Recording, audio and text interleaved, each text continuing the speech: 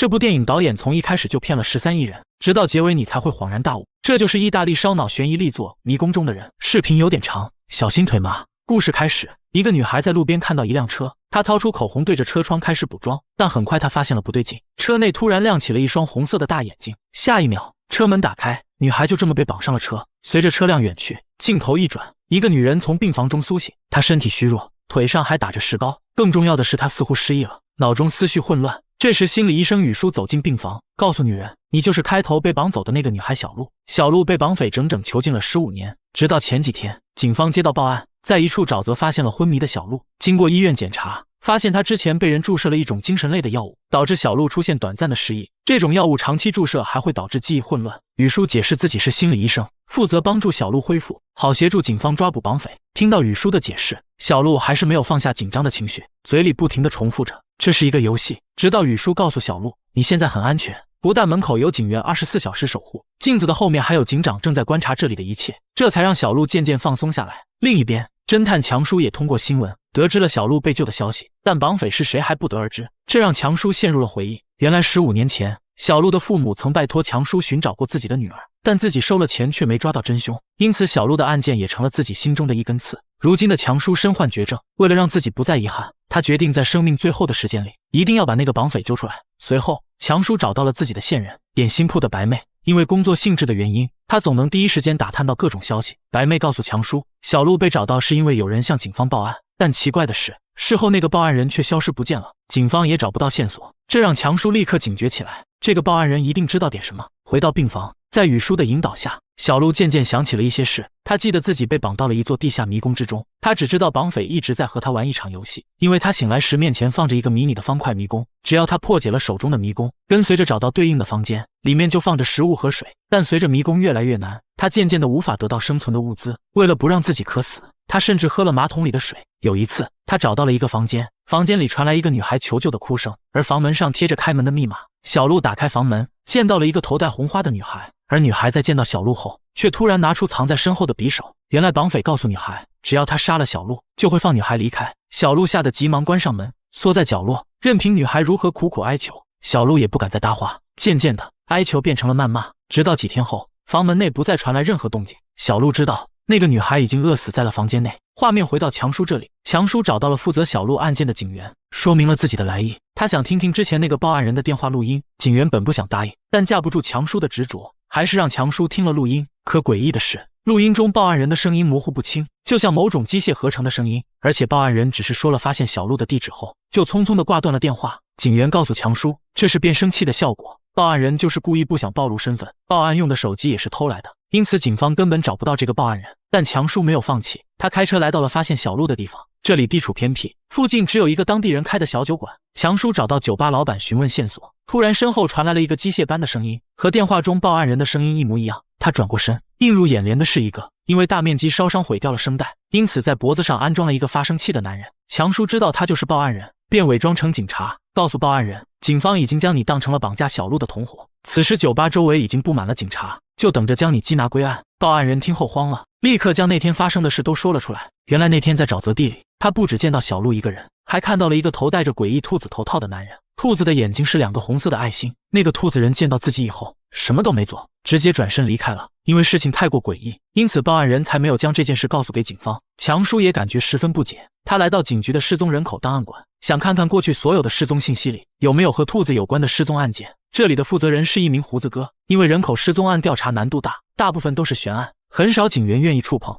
因此这个部门看似满墙的档案，但真正的负责人只有胡子哥和一名女警，而那名女警也外出调查了。胡子哥还兼职帮助女警照顾她的孩子。胡子哥查阅了整个资料库后发现，过去所有的失踪案里只有一起案件和兔子有关。1983年，一个名叫罗宾的10岁男孩失踪，而3天后他就被人找到了，可男孩却对自己这3天的经历闭口不谈。更奇怪的是，男孩回到家后不久，他的父母却突然放弃了抚养权，将罗宾送到了一个寄养之家。后来寄养之家的院长发现，罗宾将整个寄养之家的兔子全部杀了，还在后院为这些兔子修建了一个墓园。强叔认为只有对兔子怨念极深的人才会做出这样的事。他根据胡子哥提供的地址，找到了当年的寄养之家，伪装成社工，打探罗宾的消息。老院长对罗宾的印象很深，说罗宾是黑暗之子。有些人因为长期被囚禁在黑暗中，当他们重新回到光明时，就会性情大变，因为他们已经被黑暗侵蚀。院长说罗宾就是这样的人，他的父母之所以放弃抚养权，是因为他们被罗宾吓坏了。随后院长将强叔带到了地下室，找出了一本罗宾当年留下的兔子漫画，漫画上的兔子就有一双红色爱心形状的眼睛，看来这个罗宾一定和那个兔子男有关系。就在强叔翻阅漫画时，院长却突然从身后将强叔打晕。原来院长无意间看到了强叔的身份证，知道强叔伪装了身份。等强叔再次醒来，发现院长正和一个男人在楼上对话，从两人话语中可以听出，那个男人就是罗宾。院长质问罗宾到底做了什么，为什么会有私家侦探找上门来，但罗宾没有回答，而是直接将院长打死。强叔知道自己不是罗宾的对手，他在楼梯设下陷阱，当罗宾下楼时，强叔将他绊倒，随后跑到楼上，拿起车钥匙就逃离了这里。但他没注意的是，他将自己的手机遗落在了这里，而墙上一个戴着兔子头套的影子缓缓升起。强叔逃离之后，直接来到了警局，将今晚发生的事都告诉给了负责小鹿案件的警员。他认为罗宾就是绑架小鹿的绑匪，但警察却说，他们派去寄养之家的巡逻警表示，那里发生了大火，他们的人暂时无法靠近。而且警察也不相信强叔的调查，因为他们通过心理分析认为，绑架小鹿的人属于虐待控制狂，这样的人对杀人不感兴趣，反而喜欢设计一些小游戏，玩弄被害人的心理。他们的最终目的是想将被害人变成和自己一样的人。警员劝说强叔放弃调查，因为这起案件远比他想象的更加复杂。强叔听后也陷入了动摇，不知道自己是否应该继续查下去。离开前，他见到人口失踪部的胡子哥跑出来大闹，原来他的那名女警搭档自从去调查案件后，已经失联了2天了，但警局的人对此都不重视。强叔看着独自站在角落里的女警的女儿，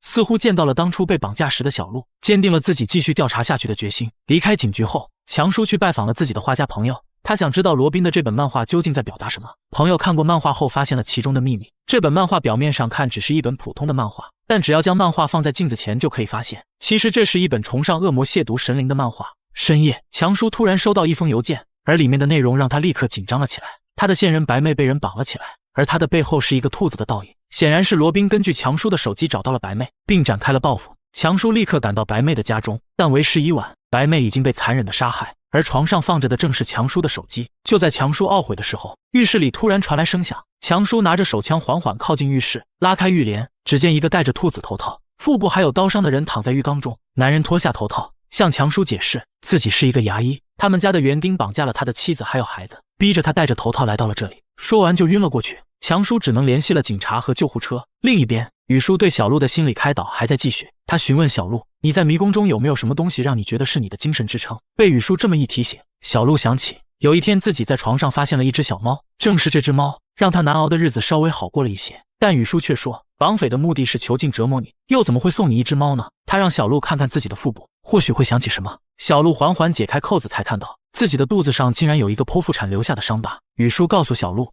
，15年前你还是个学生，没有男友，这说明这个孩子极有可能是你在迷宫中被绑匪侵犯后生下的。小鹿听完雨叔的话，这才恍然大悟，原来在迷宫中陪伴自己的根本不是猫，而是自己的孩子。他情绪激动地询问雨叔自己的孩子呢，但雨叔也回答不出来，因为警方在沼泽地里只见到小鹿一人。画面回到强叔这里，警察经过调查发现，牙医并没有说谎。他们赶到牙医家时，他的妻子女儿的确都被人迷晕了。强叔向牙医的妻子询问起他们家园丁的事，牙医妻子说，那个园丁一直很奇怪，他经常盯着自己一家人看，感觉很渴望这样的生活，而且那个园丁的脸上有一块红色疤痕，看上去十分丑陋，自己不大愿意和他接触。不过女儿和园丁的关系一直不错。强叔询问牙医的妻子，迷晕你们的人就是园丁吗？但牙医妻子惊恐地说道，不是，迷晕我们的是兔子。显然牙医妻子有些惊吓过度，但这句话也将所有线索串联了起来。强叔分析这个园丁就是罗宾，他之所以要戴上兔子头套，就是为了掩盖自身的缺陷。很快警方根据牙医妻子的描述，画出了园丁的画像，并发布了通缉令。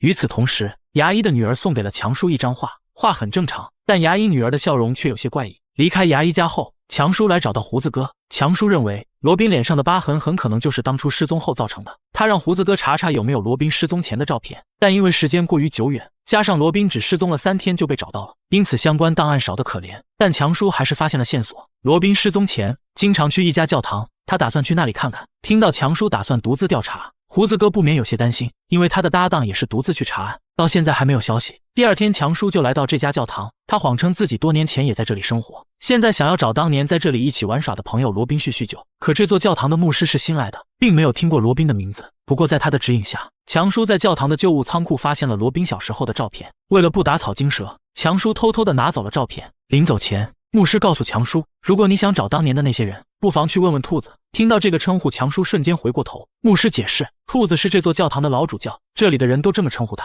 强叔立刻询问了有关这个老主教的情况。牧师说，老主教得了重病，一直住在医院里，而他之前就住在教堂的地下室里。强叔来到了老主教之前居住的地下室，这里看上去就像一个牢笼，收音机里循环播放着洗脑的音乐，而且房间里的人形模特上竟然也戴着一个兔子头套，这让强叔确定这个老主教一定和罗宾有着某种关系。他来到医院，找到了病入膏肓的主教，说明了自己的来意。没想到老主教没有隐瞒，反而把一切都告诉给了强叔。其实老主教在自己的年幼时也被绑架过，绑匪同样戴着兔子头套，他将自己锁在黑暗之中，让自己用镜子观看那本黑暗的漫画，直到自己被警方救出。但他并没有恢复正常的生活，因为只有他自己知道，他的内心已经被黑暗侵蚀。长大之后的主教成了新的兔子绑匪，他绑架了罗宾，并对他做了同样的事。那本兔子漫画也就这样传到了罗宾的手中。如今罗宾也成了兔子绑匪。强叔没想到，他们竟然将绑架当成了传承。绑架小孩的目的不仅仅是为了在他们身上重现自己的悲剧，还为了创造出另外一个被黑暗侵蚀的兔子绑匪。他拿出罗宾的照片，询问罗宾身边的小男孩是谁，或许从他的身上能够找到有关罗宾的线索。可老主教在见到照片后，却诡异的大笑起来。他告诉强叔，那个男孩是罗宾小时候的玩伴阿伟。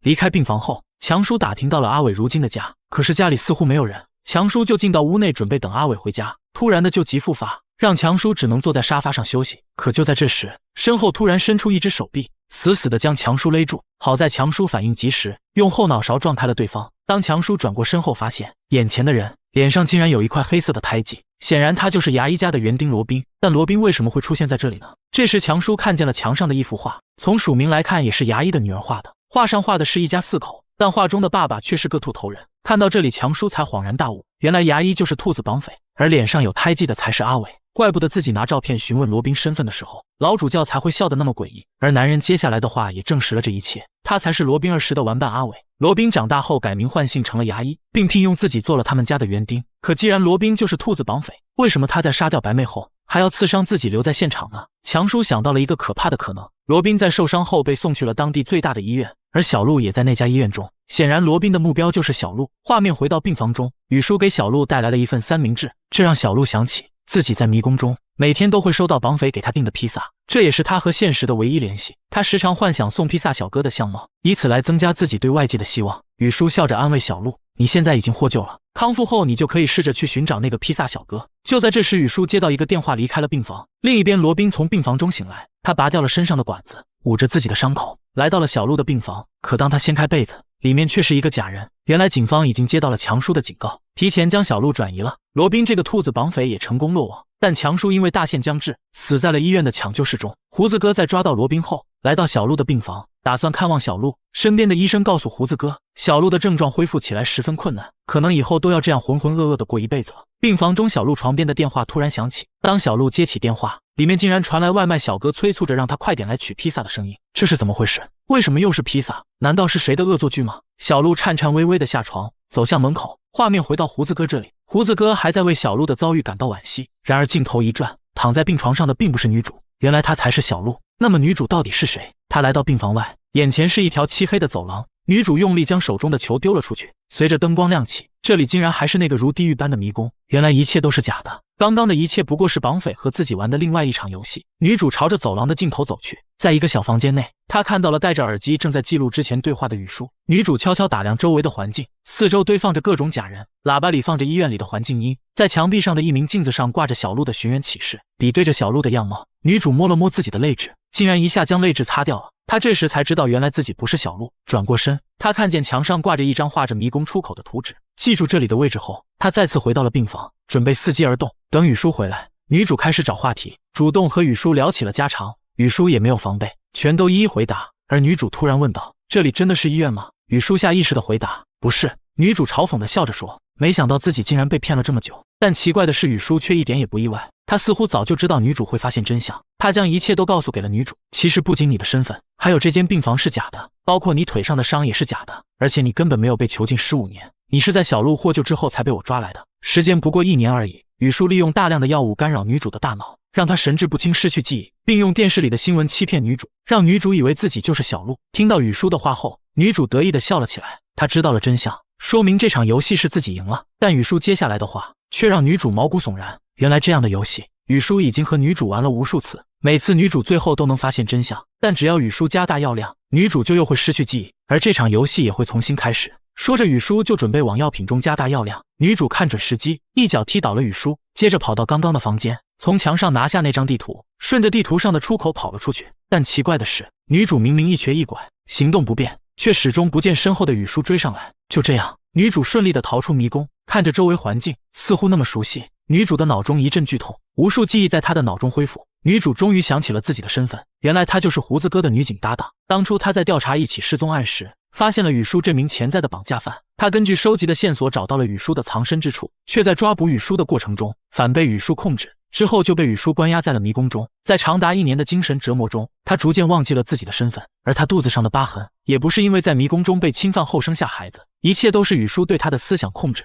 她的女儿如今还在由胡子哥照顾。想到自己的女儿，女主坚定地迈向远方，踏上了自己回家的路。很多人认为雨叔就是第1代的兔子绑匪，认为他绑架了老主教，之后老主教化身成为2代兔子绑匪，绑架了罗宾，最后罗宾成了3代兔子。如果你那么认为，那么就被导演给骗了。其实一开始导演就设下骗局，让我们以为女主在病房内和强叔调查案件是同一条时间线，之后更是丢出老主教也曾被绑架，让观众以为还有一个初代兔子。但你仔细观察就会发现，雨叔的作案手法和兔子的作案手法是完全不一样的。兔子绑匪的目标都是小孩，他利用邪恶的漫画侵蚀孩子的内心，而雨叔更像是一个心理学者，他绑架女主就是为了研究如何操控人心，所以他才会在每次和女主对话完之后，研究2人的对话并进行记录。至于他为什么故意放走女主，或许就是为了观察女主逃出升天后的心理变化。你们觉得呢？